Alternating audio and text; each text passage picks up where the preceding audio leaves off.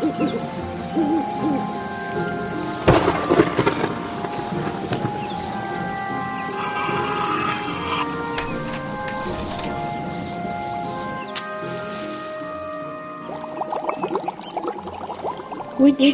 and Weird Podcast. Hello, everyone. I am back and I was going to say refreshed from my vacation, but it's more like really tired and sore from all the walking.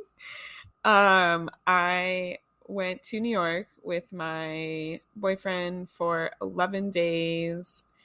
It was his first time in New York, so we did all of the touristy things. So I jam-packed every single day. I mean, we didn't see everything, but we saw a lot. But I went for my cousin's wedding, and we were supposed to go for vacation last year. And because of COVID, we didn't go because everything was closed. So yeah, it was great. It was amazing. I can't believe my cousin is married. It still feels fake to me. Like he owns a house already. He lives with his now wife. It's wild. But so many amazing things happened about learning about myself. Like I met cousins I never knew, which was really cool. And one of them is like this famous psychotherapist, and we literally do the same exact work. It is wild. He's like a therapist for celebrities, like big name celebrities.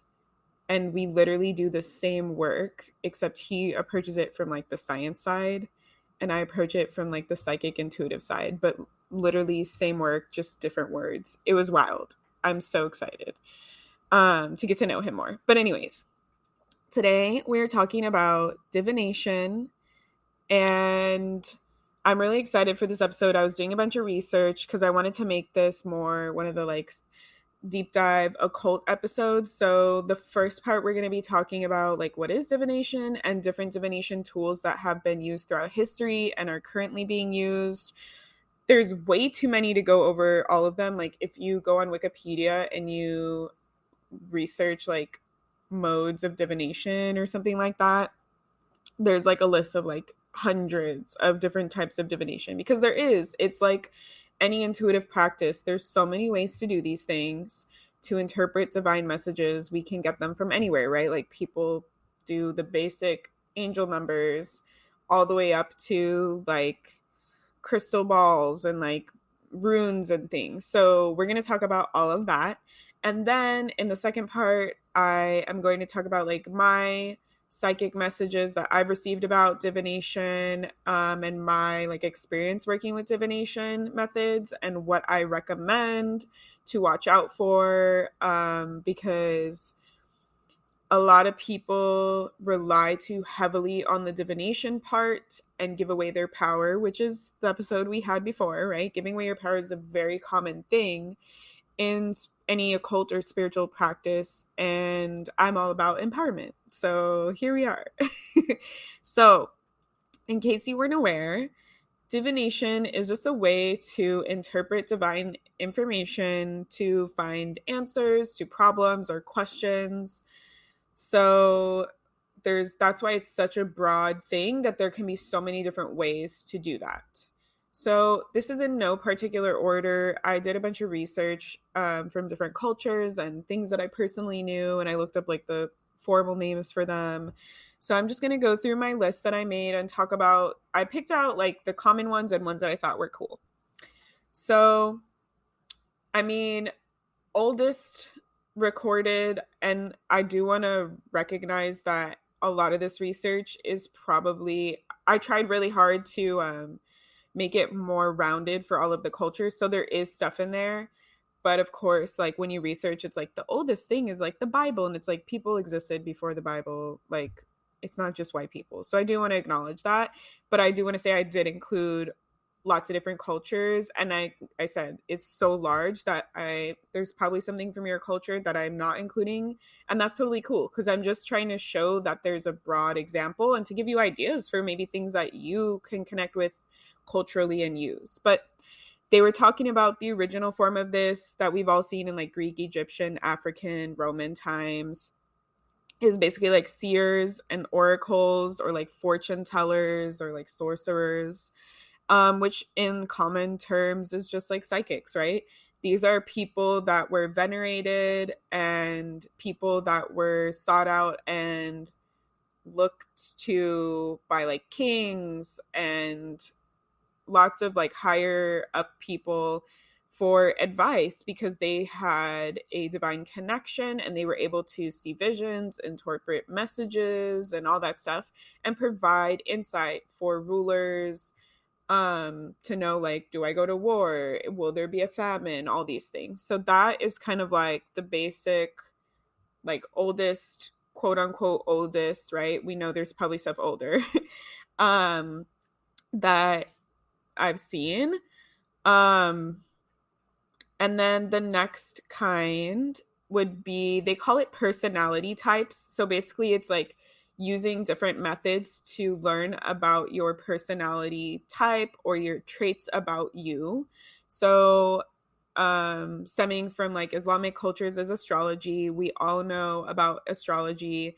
This is using the placement of the planets to, and the like stars and constellations, to understand aspects about you and your personality. And this is also seen in Chinese zodiac, right? We have like year of the ox, year of this, and those are also like very ancient.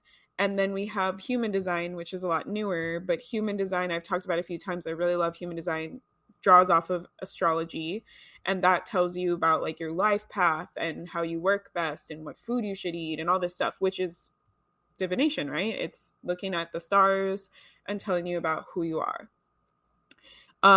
Very similar to this would be numerology, right? A lot of people do know numerology, which angel numbers is a form of numerology, but also you can take like your birthday and like boil it down into numbers, and then you get one number, a single digit number, and that tells you like your, like the, I think they call it like your life path or something like that, where it's like the type of person you are based off a number.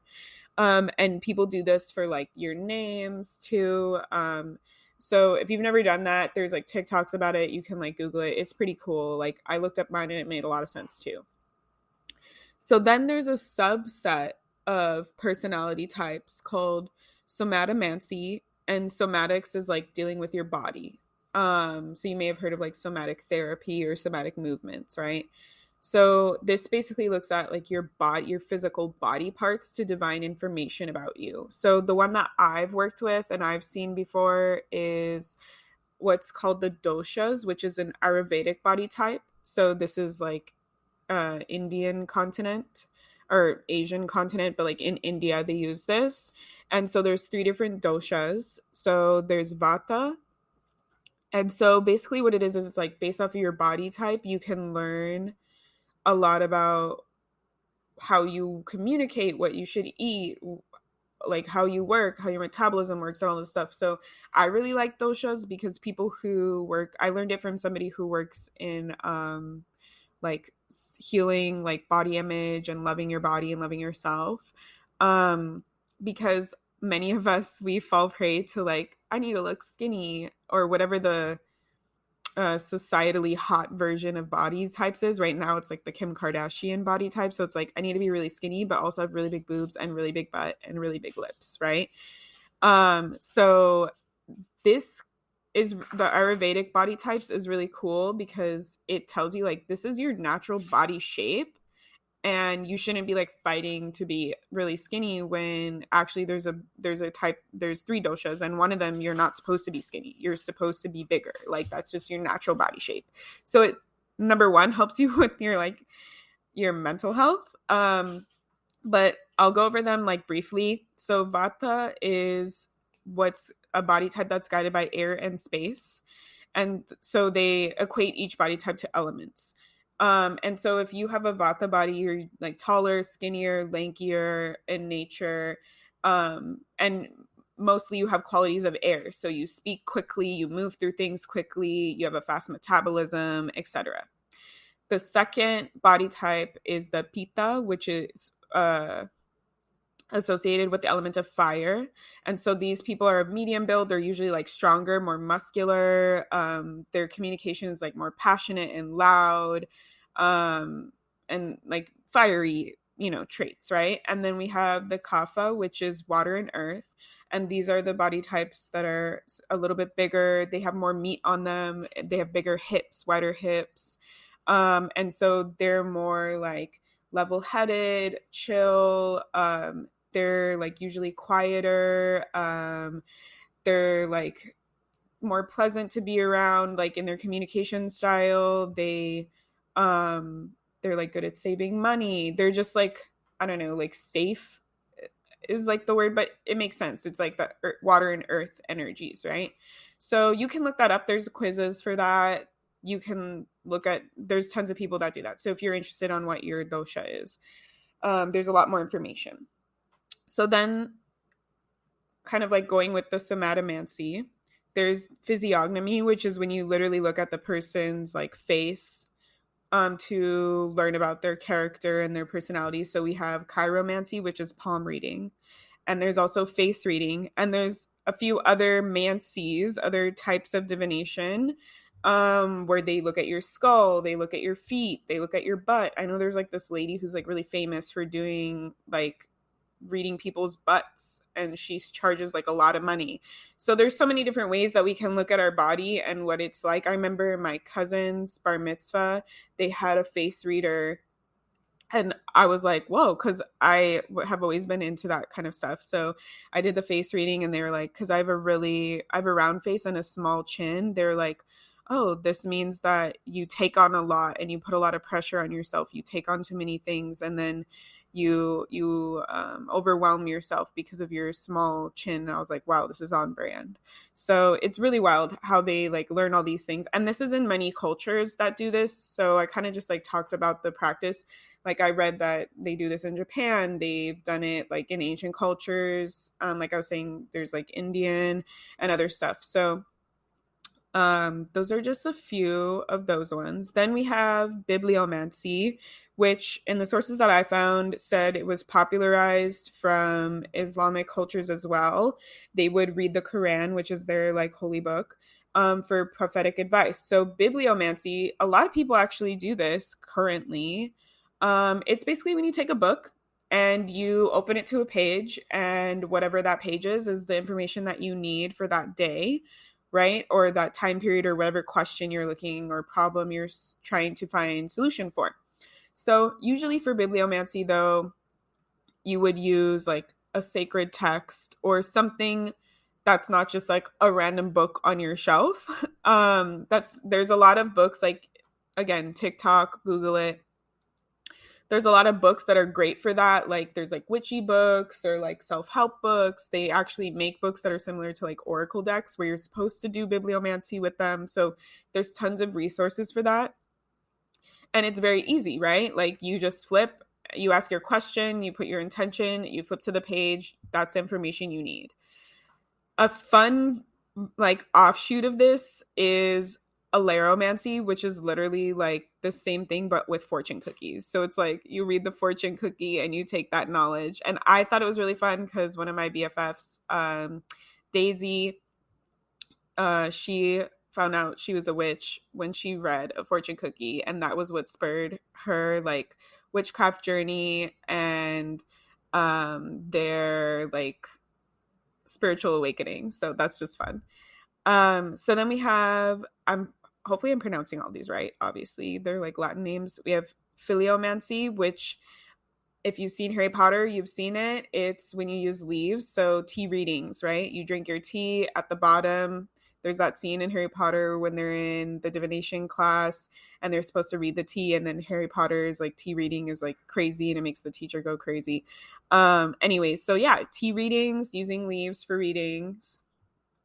Then we have oniromancy, which is dream interpretation, which also comes from Islamic culture, because they talk about it in the Quran, in their book. There's a few different people that they highlight stories about dream interpretation, which is really popular. I know somebody who like is a psychic who does dream interpretation for people. There's like books where you can learn about what certain things in dreams symbolize and mean. So that's also a really fun one. A lot of people get intimidated by this one. Like I know I'm a little bit intimidated to do like dream interpretation because it's like oh, I saw a bird, that must mean like I'm afraid of flying. And it's like, no, it means something totally different that I would have never guessed. But honestly, with a lot of this stuff, it's like it's a similar, I would say, philosophy to tarot, where it's like you could memorize all the tarot cards and what they mean, but then you're kind of limiting yourself to listening to your intuition, right? So, if you're interested in dream interpretation, find a book, but also like go intuitively. Like if you feel like you don't need that and you just want to like sit down and write it down and then interpret it later, that's totally cool. I've seen this on TikTok. I didn't know it existed, and then I thought it was really cool when I saw it on TikTok. It's called seromancy, which is when you drip hot wax into water. It was really cool. So the person that was doing it, they drip the hot wax into the cold water, and then based off of the shape that the wax makes, they interpret it and they like share information about it, and they see like shapes. It's kind of like cloud readings, which is probably another form of divination, right? Um so this then we have this next big chunk that's like a really big I would say like sub or overarching category, which is casting of lots or cleromancy. So casting of lots is like when you throw a group of objects out and then you interpret and read it. So like people do this with runes, they do this with twigs and stones. I've seen it with like people doing stuff like that, dice, dominoes. I even read that in ancient Mesoamerica they would do it with maize, which is corn, like corn pieces. Um so a very popular like Chinese and Japanese form of this is called the I Ching, and it's like this ancient divination book, and it uses cleromancy. So it's like a whole like system, but basically like you get six numbers between 6 and 9, and then you turn them into like a hexagram, and then you look that up in the text, and then the way that it's arranged, then there's like a specific sequence, and then you can interpret that information to give you like your divine message. So it kind of feels like cleromancy mixed with bibliomancy, but it's a very popular thing. It's very old, and they even use the I Ching in like Japanese tarot too. It's like a subset of type of tarot. So I don't really, obviously I'm not claiming to know anything about this, but I read and I thought it was really cool. But they used it in like Buddhism, Confucianism, and Taoism, so it's very old. um and they also relate to like yin and yang, which is pretty cool. Then there's one that I read that I thought was pretty cool. It's called the Po, and it's a Taiwanese practice. And basically, Po means like moon boards. So they take half crescent moons, two of them, and then you hold them in your hand and you kneel down and then you put them up to your forehead and then you drop them. And then the way that they fall, you interpret like the message. That kind of reminded me of when you see like those videos of people doing cord cuttings and then they see like which way it burns, the rope burns and the candle, and then you can interpret the information about the person's relationship, right? That's a form of divination.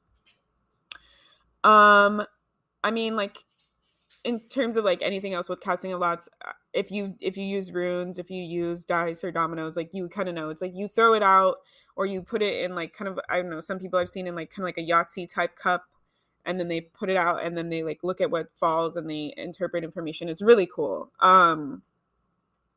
So next we have scrying, which, like, if you've seen Charmed, you've seen them scry.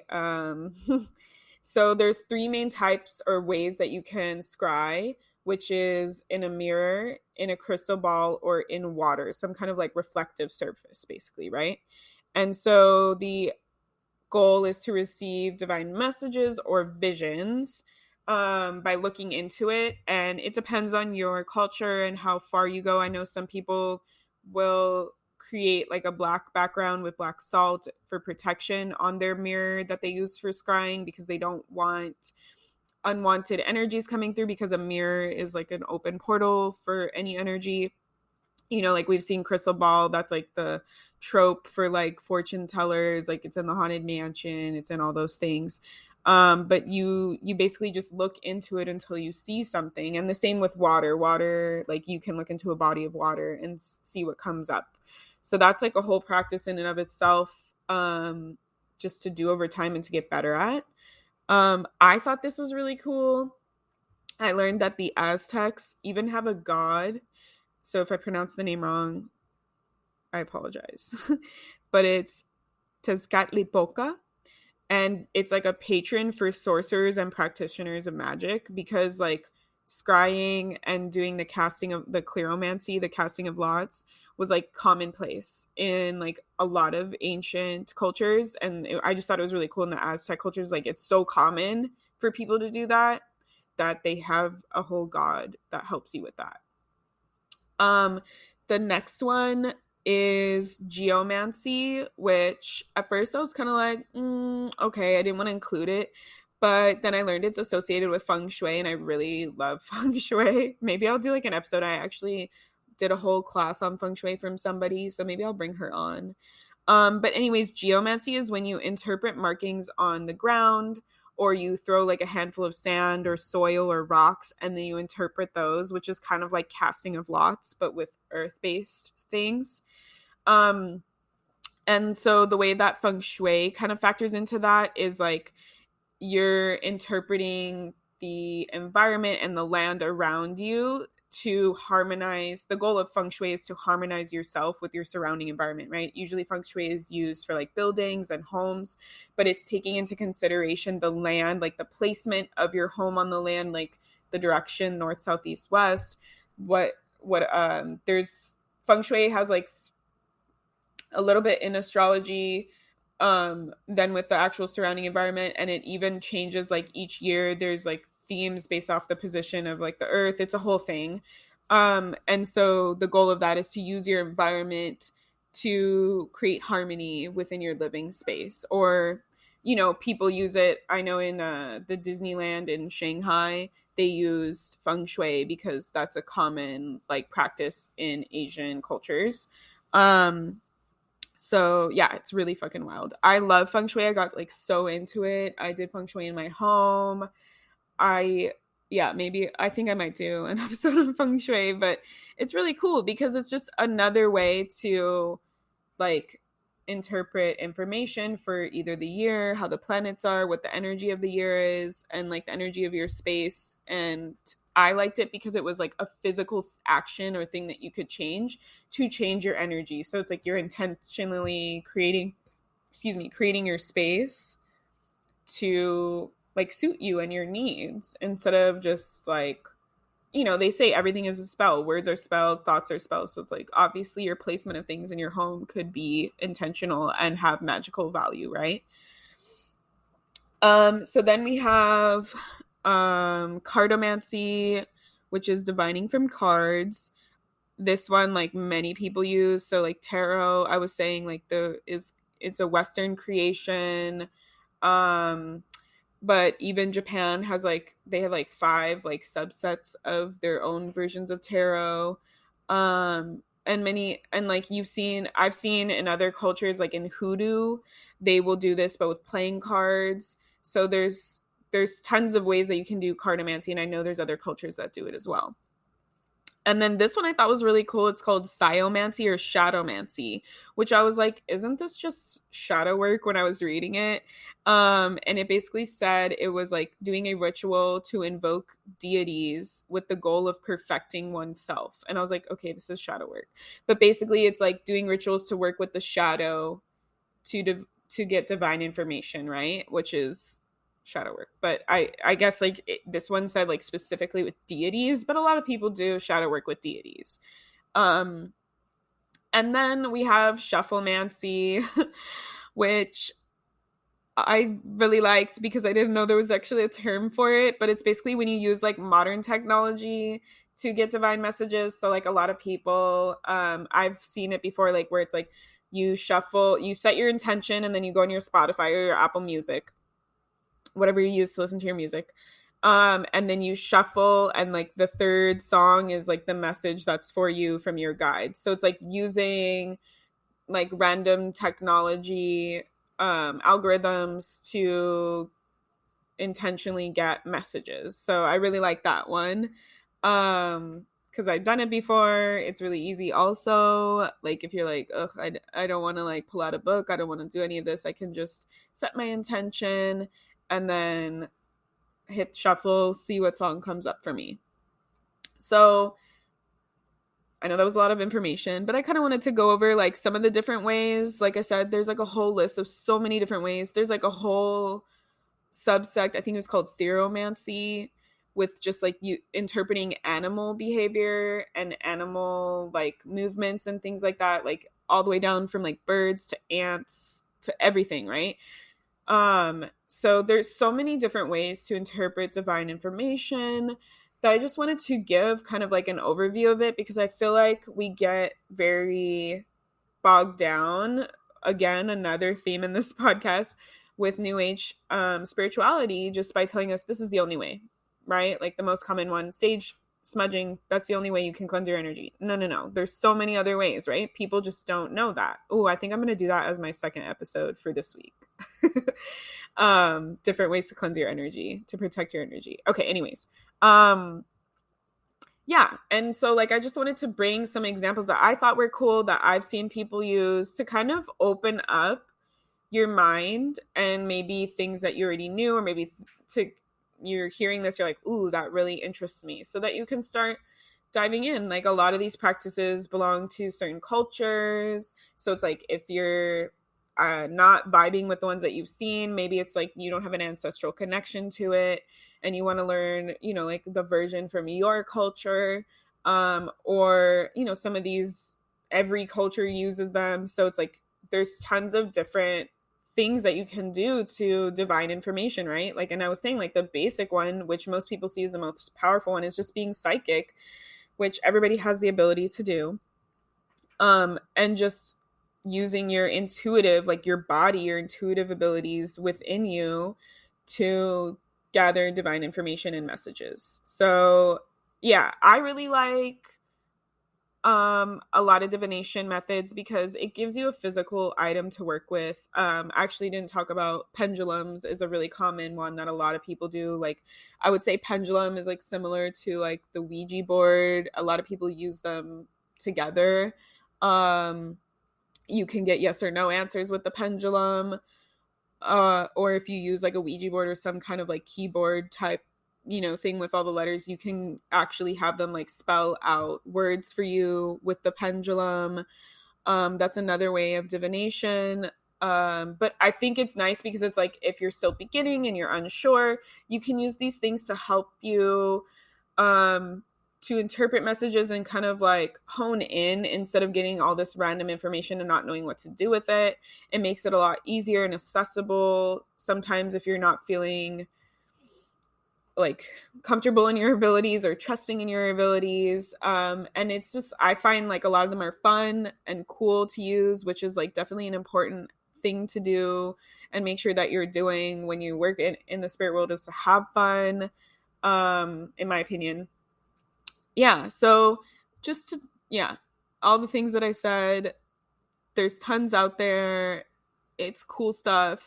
You can have an ancestral connection, you can make it more fun, have a tangible item, all of that. So I'm going to take a break, and then when I come back, I'm going to talk about like my divination tips, like my do's and don'ts type of thing, and like my experiences with divination and with my clients working and using divination tools, and like kind of like just different ways to empower yourself when you're using these things. Okay, so I'm back and we're going to talk about divination tips. I feel like it's such a lame word, like tips and tricks. It's like, yo, I'm going to tell you some divination secrets. Ooh, mysterious secrets that only I know. I'm just kidding. Probably a lot of other people know these. But anyways, I do think whatever form of divination you choose, to know the limits of your tool, right?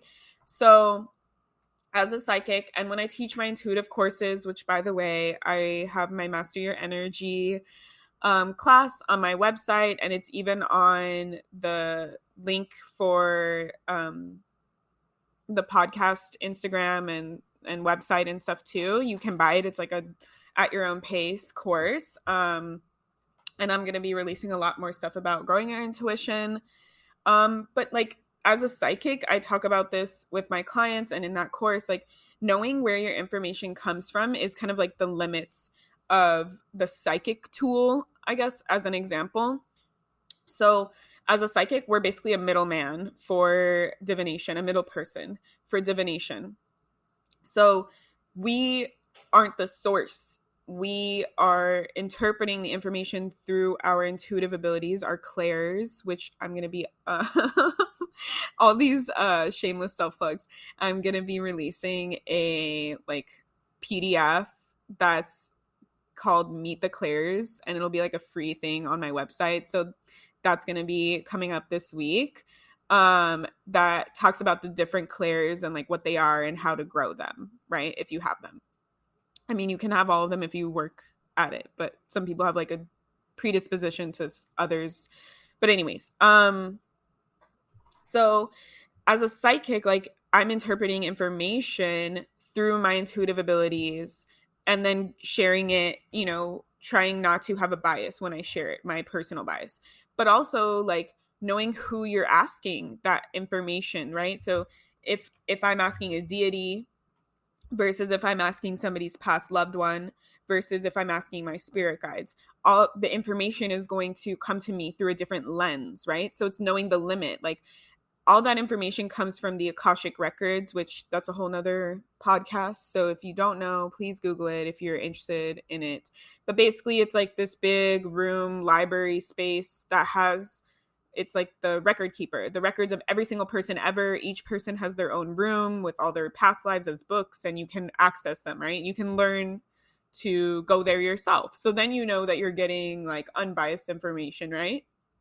But most of these other beings that we communicate with, they reference the Akashic records and they bring you the information through their lens, through their bias, and then you share it with them. So there's a difference. Like if a client asks me, I'm looking for advice on this matter, from my grandma who passed away, then they're going to get advice from that grandma, but through that grandma's lens, through a human lens, through their personality that they had during this lifetime, right? Because when you speak with a spirit, you're just accessing their energetic signature from that lifetime, right? They've likely incarnated or moved on, but we're like kind of like time traveling and speaking to that energy, that energetic signature from the lifetime that they're referencing, that the person knew them as. Versus if they're like, I'm looking for advice on this matter from my spirit guides, you're going to get totally different answers. I mean, it generally will be like the same base thing, but the grandma's going to care about something else more than the spirit guides, right? Like the spirit guide is probably going to lean towards like growing, learning, ending cycles, like bigger picture. The grandma might be like, I don't like this person, don't be with them. It might be the same answer, like don't be with the person, but the reasoning would be different, right? So it's important to acknowledge the limits of your tools. So for all of these different like divination things that I just talked about, then you just want to know like I guess like the common one that when I wrote this down, I was referencing was the pendulum, right? So we talked about the pendulum. The limit is yes or no, unless you have like the letters written down underneath. But also there comes a certain point. I think I'm going to talk about this later. I'm going to talk about this later. We're going to put this on pause. We're going to put a pin in this because it's a lot bigger. So I don't want it to. Yeah, never mind. I'll do it now. What I was getting at is when we use divination tools, what we're doing is, in a sense, the way that I see it is giving away our power a little bit. Sometimes for people a lot. And that's something that we need to understand and keep in mind when we're using any tool that is in our own body. Because when I'm referencing myself and asking myself what I need and what I want, asking my body and my energy, my higher self, that's going to be, in my opinion, the best way to work, because I'm not venerating my spirit guides, my past loved ones, any other, like, you know, like we have deities and stuff that we work with. And sometimes what happens is, and I've seen this a lot, people get too caught up in like looking outward for their answers. So it's like I'm trying to heal. I guess the example that comes to mind is like I'm looking for external validation. So instead of like healing that piece of me that looks for external validation so that I can validate myself, I'm now turning to another external source like a spirit guide or a deity to validate me, right? And that's where we don't want to lead ourselves because we're still perpetuating the cycle. I mean, yeah, perhaps we're looking to better people than say our parents or an ex or something, right? Like that might be hurting us and only doing what they want, but we're still not relying on ourselves and valuing ourselves and putting ourselves like first in that regard. So it's important, like when you use the divination tools and you're looking, oh, I'm seeking an answer, but like outside of myself, to just know like when is the fine line in which it's like, okay, yeah, of course, like I might be biased, I might be clouded by judgment or emotions or whatever, and I need something to spell it out for me, to remind me, to kick me in the pants, whatever it is, but not to take it too far where I'm just like, okay, like I am consistently turning to the cards, consistently turning to the pendulum, consistently turning to this for answers instead of asking myself and relying on my intuition and myself to make these answers, right? Because really what divination is it's a way to funnel that divine information so it makes a little bit more sense for us. And you can do that with your intuition, and that's kind of what you're doing. Like you're divining what your answer would be, what you need most, and then you're getting the answer. So we just want to make sure that we're using it in that kind of way instead of like I'm looking to everything else instead of making the decision. I'm passing the buck, right? I'm not giving myself the power to make the decision. I'm not empowering myself. And so with that said, some tools will stop working when you've kind of surpassed them. So I've seen this most commonly with pendulums. When I first started, I was mentoring under a psychic. When I first started learning how to be a psychic, I had a lot of trouble trusting myself. And so that's why I used divination tools in the beginning, because it's like, okay, it's hard for me to trust myself that I'm getting the right answers. But if there's like a card in front of me or a pendulum giving me an answer, then I can't misinterpret that, right? Or there's less chances for misinterpretation. And what happens is, like, especially if you have cheeky guides, and they know what your intention is to, grow so that you can, well, for me, so that I can become a like psychic and not have to rely on these things. If you keep using your pendulum for too long, it might start giving you mixed messages and mixed signals. And that usually is a sign for you that you've outgrown it, that you no longer need to rely on this to trust yourself, to listen to your intuition, that you can move past that and you can start using like your own intuition, your own abilities without anything. Or maybe your goal is to go from pendulum to tarot or whatever it is, whatever divining method you use, right? Um, or like if you're relying on it too much, it might start sending you mixed signals because it's like we already gave you the answer and you're not listening. You're just trying to find the answer that best suits you and not the one that actually is there in front of you. So that's why it's like good to use divination, because it can really help us focus what we need to focus on. But sometimes if we use it too much or we're not listening to what the message is, then it's the sort of goes back to the limit of the tool. Like it's going to be like, okay, well, you're not listening, so I'm going to keep giving you the same answer. Nothing's going to change, or it's going to come out wonky because you've been relying on it too much and you need to, move past that point. So that's just something to think about. I would say not every form of divination has like that limit of like the pendulum where like it'll break or it won't work anymore, but you can still have your bias, like just to acknowledge, like, do I keep doing tarot card readings because I want to get a specific answer and I'm not, right? And as a psychic reader and tarot card reader, like obviously that's something I've run into, is like people come to you because they want a specific answer and they're not ready to hear the answer that they actually most need. So that goes along with kind of what I was saying about understanding your bias. So just make sure we're not just turning to it for the easiest path out, the answer that we want. We're understanding that this is a sacred practice. We're accessing divine information, and that we should acknowledge that it's not about finding what suits us best, what makes it easiest for us, what, you know, proves that we were right or whatever. It's, you're not always going to get the answer that you want, because when you seek divine information, more likely than not, the divine information is not worried about human aspects that we're worried about. It's more going to guide you towards like, what's the cycle that you need to break? What is the pattern that you're stuck in? What is the trauma that you need to integrate or overcome? What is, you know, whatever that like self-healing and self-growth, that's more likely than not going to be the answer that you get. And so just acknowledge that I know that's why a lot of readers don't read for themselves, because we have such a strong bias when it comes to people we know or our own thing, that it's hard for us to hear and listen. So it's like, if we use a divination tool, or we, you know, we hire another reader or another person who does like tarot or something like that, then we can get the message more clearly, because that person is less biased. They're just giving you the straight, you know, as straight as possible, like divine information.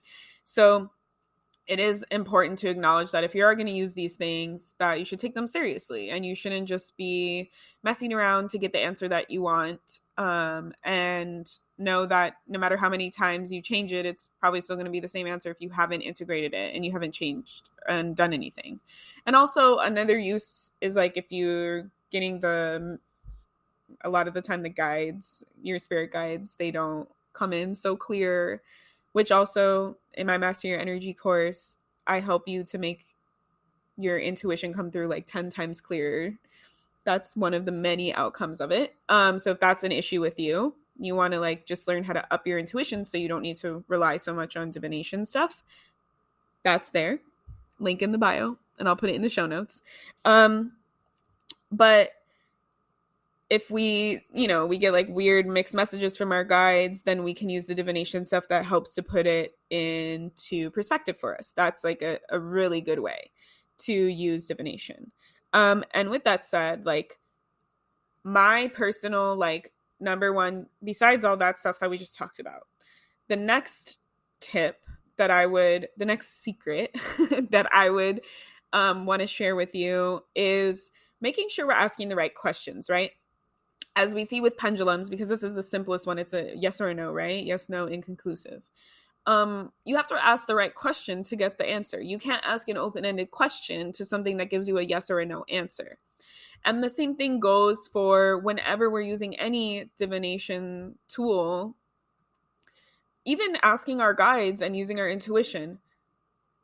We need to make sure we're asking the right questions. And I always talk about asking yourself empowering questions. So we don't want to, in my opinion, I don't like to ask yes or no questions. I like to ask questions that will get me to the answer that I'm seeking. So a lot of people are like, I don't know why I feel like this. I don't know why this is happening. Instead of saying, I don't know, ask an empowering question. Why is this happening? What is the reason that this thing is happening? Can you please show me X, Y, and Z? Can you enlighten me about X, Y, and Z? Can you show me the path to healing, or what I need to do in order to heal this? Instead of like those limiting questions, right?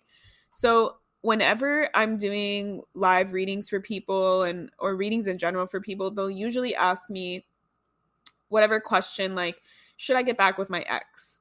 And I always reframe that question when I ask it to divine, like source, right?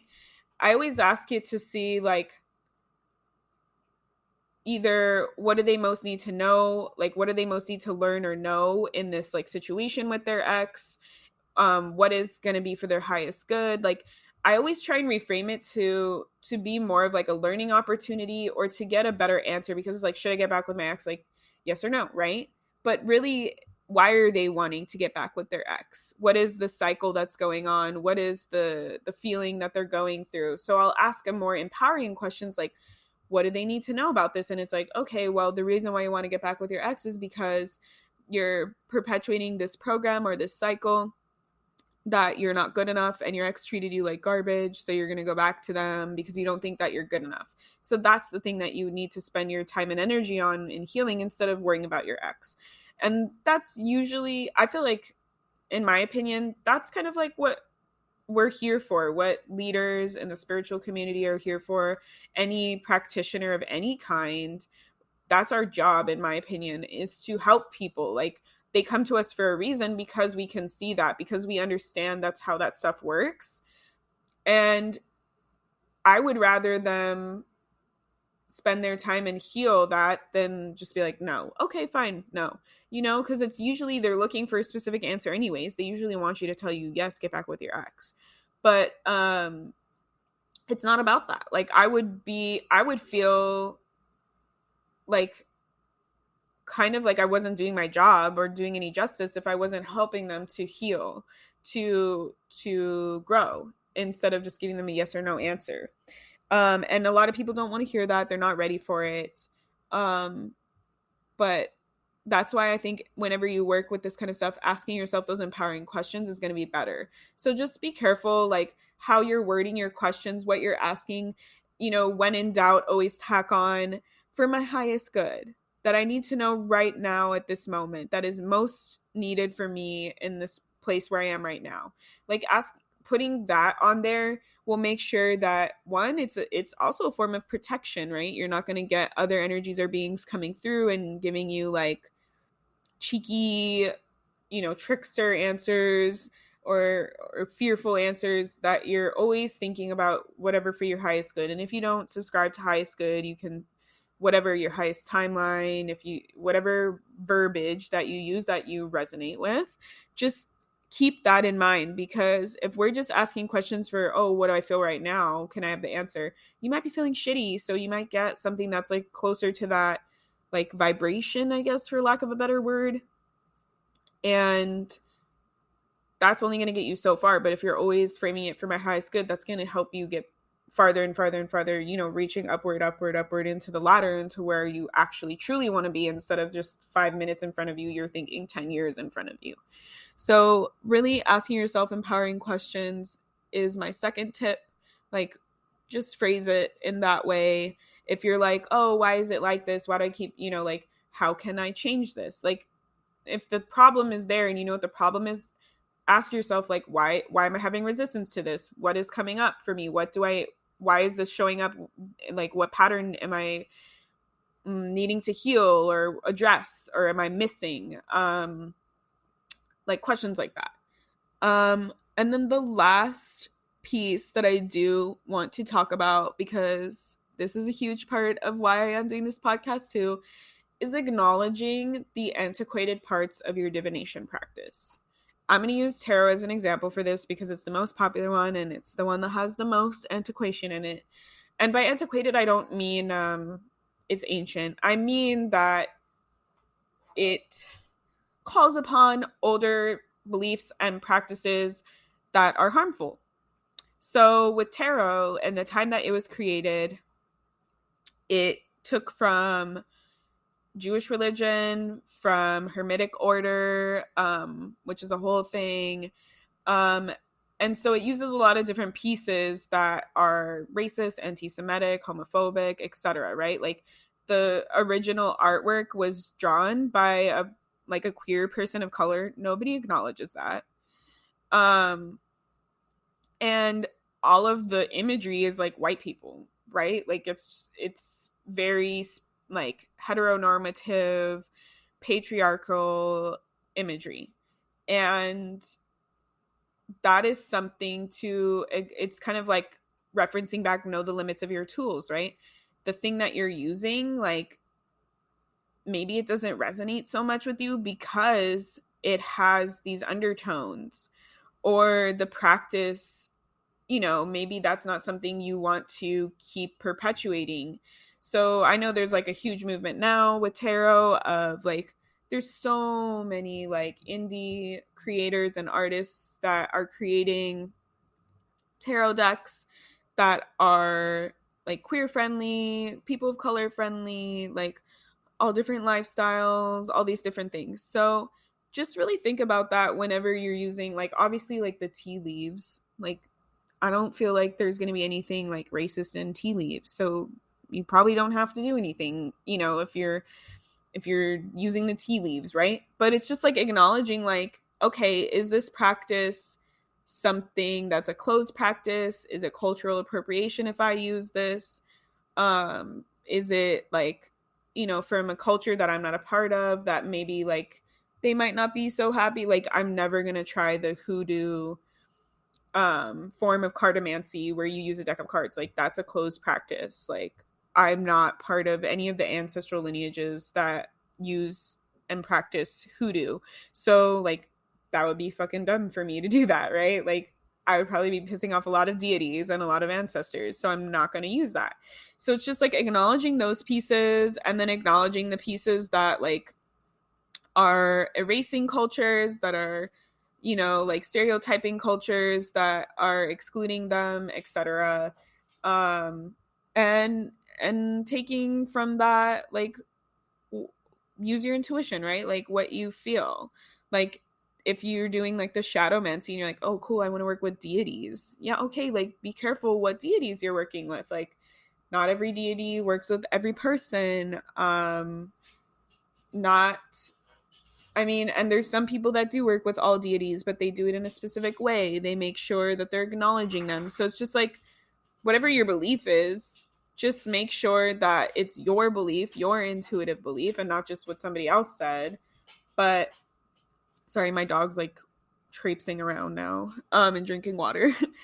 But just acknowledging that, like, where it comes from, who created it, if it's an open or closed practice, like, is it racist or anti-Semitic? Like, a lot of tarot has like stuff taken from, the Torah and Jewish religion, because that's kind of like interwoven with the Hermetic order, because like Jewish mysticism, and in that time there's a whole thing with like the religion of Wicca, and it's like very anti-Semitic and all that stuff.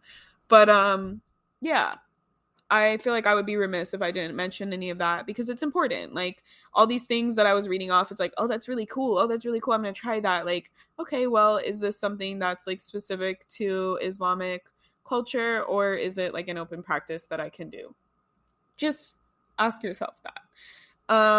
And yeah, honestly, like, especially with tarot being the main example, like, only buy cards or things that resonate with you, right? Like, I'm not going to buy runes because I don't have any origin with cultures that use like runes. Like, I'm not Norse, like, I'm not Celtic. So I'm not going to use those. And like with tarot, like, I have decks that are like witchies because like I'm a witch, and I have like, I resonate with the art style. So if you're like, there's a queer one that I really like, and different things like that. So yeah, it's just important as a practitioner to make sure we're doing our part. um and I think that's everything that I have for divination tips. I'm gonna ask my guides really quick if there's anything else.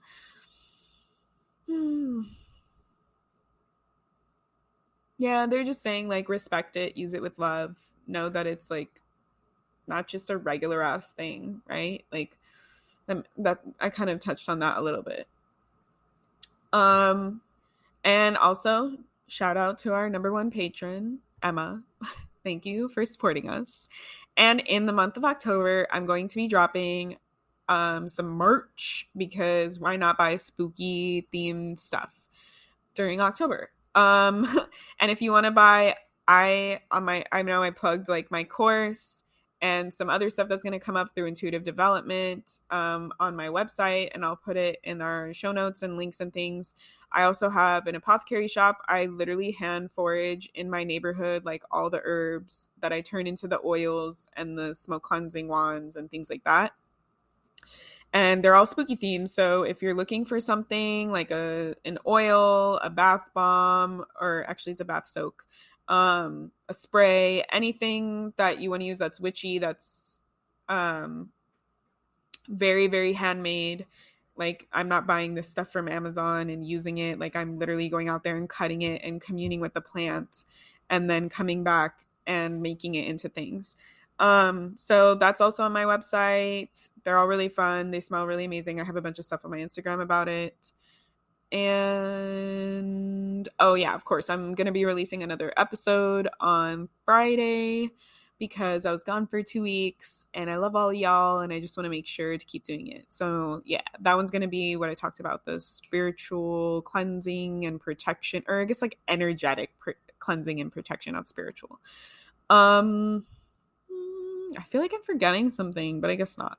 Okay, until next time, thank you all for listening and have an amazing week. If you love Witchy and Weird podcasts, support us by donating monthly for as little as 99 cents at anchor.fm/witchyandweird/support. You can cancel at any time and 100% of the proceeds go directly to the pod. Or, if you don't want to commit to a monthly donation, buy Amanda a coffee at ko-fi.com/witchyandweird to help fuel them while they record, edit, create, and upload content for the podcast.